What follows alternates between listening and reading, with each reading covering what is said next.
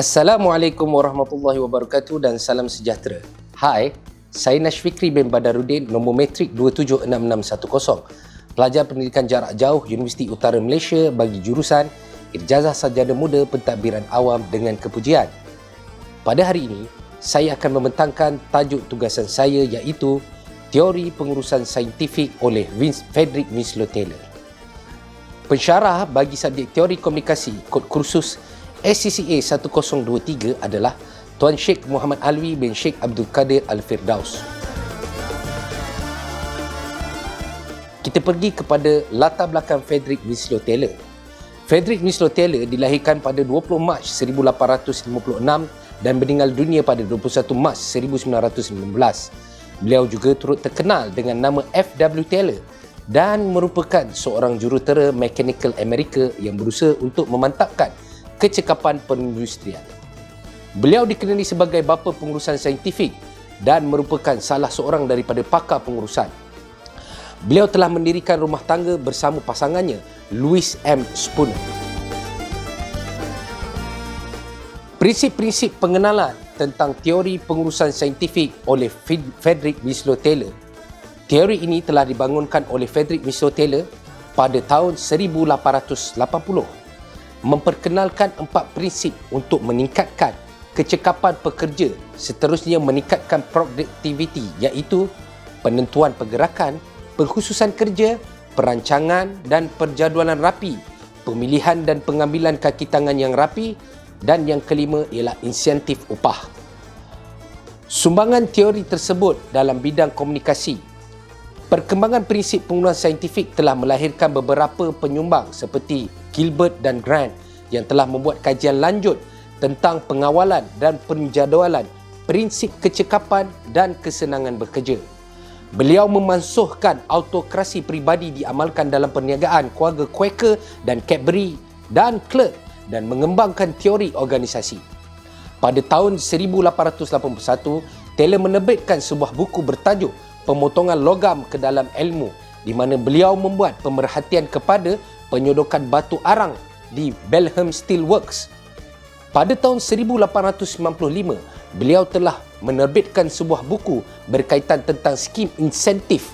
Pada tahun 1909, beliau terbitkan buku yang paling terkenal iaitu Prinsip Pengurusan Saintifik. Kerelevanan teori pengurusan saintifik F.W. Taylor iaitu yang pertama, penentuan pergerakan, membina kaedah saintifik dengan menentukan pergerakan dan perjalanan kerja yang dijalankan supaya lebih efisien. Dengan penentuan ini, kerja dapat disiapkan dengan lebih cepat dan dengan peratusan atau kadar yang lebih tinggi. Pengkhususan kerja, Frederick Taylor telah memikirkan tentang pentingnya seseorang pakar di setiap bahagian. Misalnya seorang penyelia iaitu sebagai ketua, bertanggungjawab di dalam bahagian perbaikan mesin dan mempunyai pekerja di bawahnya. Seorang di bahagian perjalanan mesin, seorang di bahagian pemeriksaan dan lain-lain. Dengan cara yang demikian, pekerja dapat memahirkan di dalam bidang yang khusus. Contohnya, kita dapat lihat di sektor perkilangan dan pelantar minyak dan lain-lain. Yang ketiga, perancangan dan penjadualan rapi.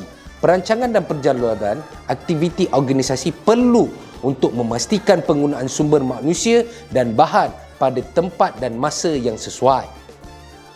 Yang keempat, pemilihan dan pengambilan kaki tangan yang rapi. Frederick Taylor percaya bahawa pemilihan dan pengambilan kaki tangan perlu dibuat dengan teliti untuk menjamin kaki tangan yang diambil itu dapat menjalankan tugas seperti yang dikehendaki. Di dalam proses pengambilan ini, ujian tertentu hendaklah diadakan untuk menguji kebolehan dan keupayaan seseorang itu. Proses pemilihan yang teliti berserta dengan program latihan tertentu dapat menjaminkan prestasi yang tinggi dalam menjalankan tugas. Yang kelima, insentif upah. Program upah yang diadakan bertujuan membayar upah mengikut jenis kerja yang dibuat.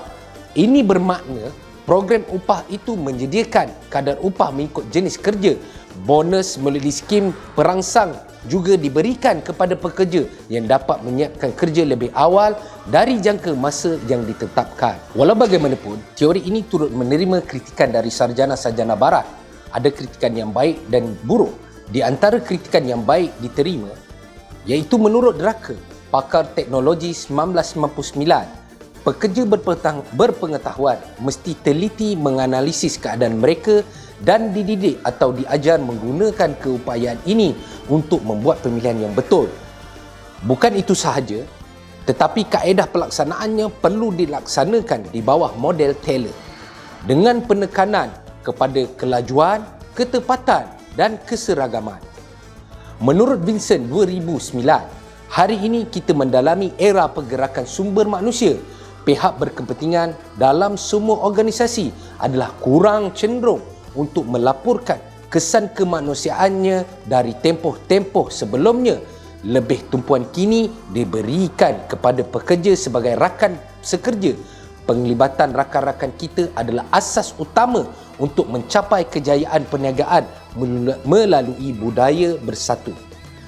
Di antara kritikan yang buruk, menurut Draka 1999, walaupun kaedah Taylor menghasilkan produktiviti yang lebih tinggi, mereka juga menghasilkan pekerja yang kepenatan. Sebagai pekerja, mereka merasakan telah bertukar menjadi automaton semata-mata. Persembahan dan tugas berulang-ulang sepanjang hari menyebabkan pekerja akan mengalami kebosanan dan rasa tidak puas hati pekerja.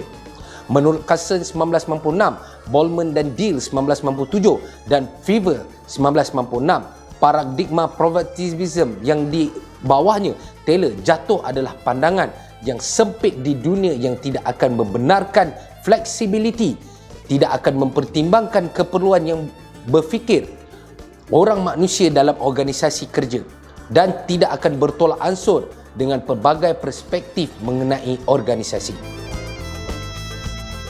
Akhir sekali, kata-kata Taylor menurut teorinya dari segi kepimpinan, jika bos anda meminta anda pikul seekor kaldai dan berjalan, anda sepatutnya menurut arahan itu. Bila bos mengarahkan anda duduk dan berehat, anda sepatutnya duduk dan berehat. Itulah tindakan anda yang sepatutnya lakukan pada setiap hari. Jangan mengadu atau menunjukkan rasa tidak puas hati. Kata-katanya lagi, dari segi pengurusan, seni melakukan kerja melalui dan dengan orang dalam satu kumpulan secara rasmi dianjurkan. Proses perancangan, penyusunan, pengarahan dan pengawalan aktiviti pekerja dalam kombinasi dengan sumber organisasi yang lain untuk menjayakan dinyatakan objektif organisasi. Mengetahui apa yang anda mahu lakukan dengan cara yang terbaik dan paling murah. Dari segi pengurusan saintifik, penggunaan metod ilmiah untuk menentukan cara terbaik dalam menyelesaikan sesuatu pekerjaan. Manakala dalam penentuan pergerakan, Taylor berkata, dengan membentuk pergerakan dan perjalanan kerja yang dijalankan akan menjadikan lebih efisien.